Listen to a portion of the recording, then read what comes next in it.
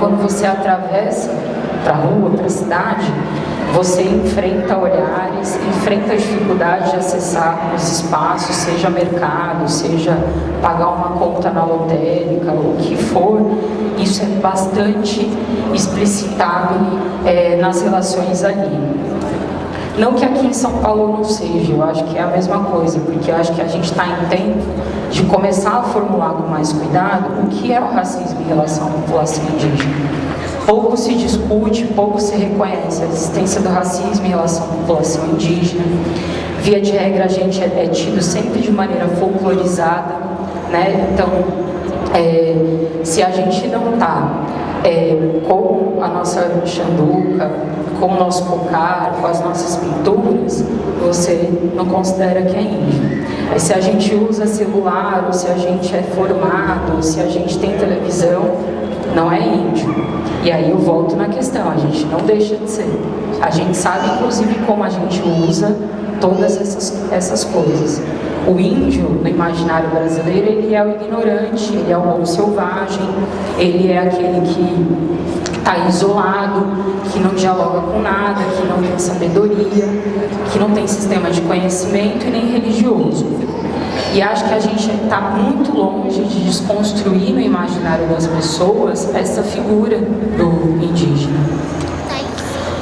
Eu estava lendo uma reportagem esses dias sobre o charrua, como eles procediam na exportação, né, dos indígenas para o circo, né? Muitas vezes a gente é colocada nessa condição mesmo, assim, de estar dentro de um circo e ter que se expressar a partir desse imaginário que o senso comum brasileiro tem, que carrega. Mas eu fico pensando, isso foi em 1853 e parece que acabou no Brasil essa prática de você tratar o índio como selvagem, como um animal. Mas não acabou, não acabou. Nós passamos por isso de novo na década de 60, com a política demarcadamente do Estado para proceder ao gênero e etnocídio da população indígena, que é o que a gente chama de embranquecimento forçado da população indígena, por meio de uma série de políticas de Estado que diziam quais eram as regras, inclusive de embranquecer esse índio. E os índios eram apresentados realmente como índios embranquecidos, que já estavam falando melhor o português, e esses índios também eram forçados a servir e prestar serviços para a ditadura militar. Mas parece que também acabou na ditadura militar, só que não. Nós voltamos a viver esse cenário no Brasil. A gente tem ouvido falas recentes do atual presidente do atual governo nesse sentido, de fazer a integração nacional da população indígena, portanto, de continuar com esse plano nacional de embranquecimento, exterminar, né, o que temos de indígenas ainda, de povos no Brasil, de garantir que a gente não possa mais ter os nossos hábitos e costumes, e isso se reflete justamente nesta política por não demarcação mais das terras indígenas. E por que isso? Se a gente olhar, 80% do território do mundo, onde a gente tem meio ambiente ainda conservado, portanto não explorado para esse tipo de desenvolvimento desenfreado, só tem porque são territórios onde habitam povos indígenas. Então a justificativa, na verdade, de fundo, é a disputa sobre o processo fundiário, que volta a ser um processo central, né, deste governo, portanto, de acirramento nas relações e conflitos pelas demarcações de terras indígenas, mas para, na verdade, fazer o resto da exploração do que a gente tem aí ainda de meio ambiente conservado. E aí, nós estamos falando da bancada ruralista, do agronegócio, e essa é a condição que a gente vive.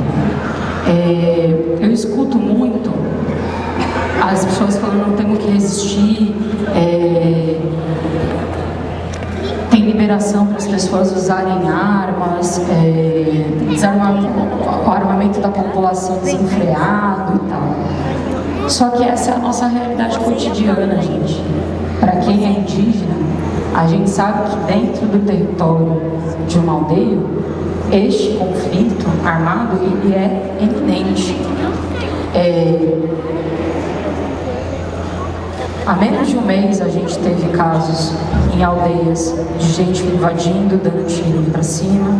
No começo do ano, lá no Nordeste, a gente tem, além dos Funiô, a gente tem os Cariri-Chocó, os Pancará, os Pancararus, os Pancararé. A gente tem pelo menos umas 16 etnias lá em Pernambuco e a gente tem vários relatos de violências desde o começo do ano que estão sendo levados para frente como forma de fazer uso do território indígena. Essa expedição agora é marcada para a Amazônia, quer dizer, colocar a gente de novo, né, dentro de um circo, a gente entrar para a história só como aquele que existiu, que foi dizimado, e com esse reforço folclórico, e não garantir a nossa vida. É isso que está colocado em questão. E eu já escutei muitas coisas assim, porque não é brincadeira quando a gente fala que a gente está lá fazendo luta por demarcação de terra e é ameaçado de morte. Eu já fui algumas vezes dentro desse processo. Eu tive situações aqui que eu estava em São Paulo que eu cheguei a sofrer problema na porta da minha casa, que me tirou inclusive um pouco da luta. Eu tive que ficar períodos recolhida por conta disso. Então não é uma questão de brincadeira. Mas para trazer um pouco, além da importância da terra, eu acho que a importância de todo o conhecimento tradicional que a gente que é indígena tem. Estou aqui com todas as ervas, eu acho que o conhecimento das ervas, de como lidar com a natureza, entrar no meio da mata, é o que a gente realmente sabe fazer de melhor.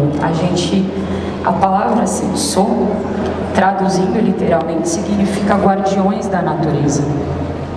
É isso que significa, guardiões da natureza. Então não é à toa que onde a gente está, a gente ainda tem floresta preservada, a gente ainda consegue usar a medicina tradicional. Eu dificilmente uso remédio para qualquer coisa desses de farmácia. Na maioria das vezes, exceto quando precisa muito, eu uso só medicina tradicional.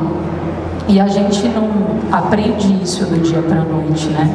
A gente leva uma vida, muitas vezes, sempre preparado para aprender a lidar com esses processos, para aprender quais são todas as ervas quando a gente entra e sobe uma serra, para aprender todas as questões da nossa espiritualidade.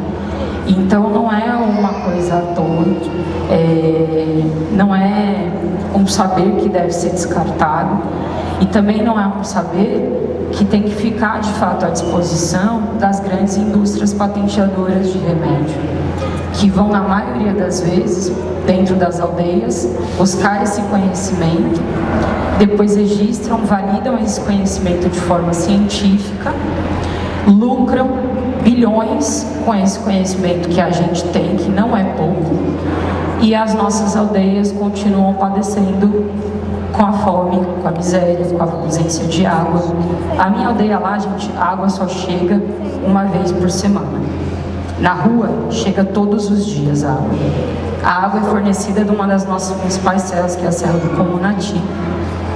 Tem umas 80 nascentes ativas. Tudo que é reservado, geralmente, no reservatório da prefeitura, vai para a rua. Para a gente chega uma vez por semana, quando não uma vez a cada 15 dias. Quando a gente enfrenta período de seca, como é o caso agora, a gente está sem chuva lá desde agosto. A gente tem que comprar água de Garanhuns para abastecer as casas dentro da aldeia, porque não chega.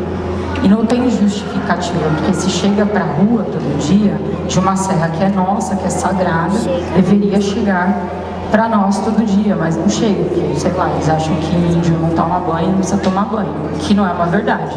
E quem ensinou o índio a tomar banho, essa relação com a água, quem trouxe aqui no Brasil foram os povos indígenas. Eles sempre tomam banho de rio 1, 2, 3 vezes no dia.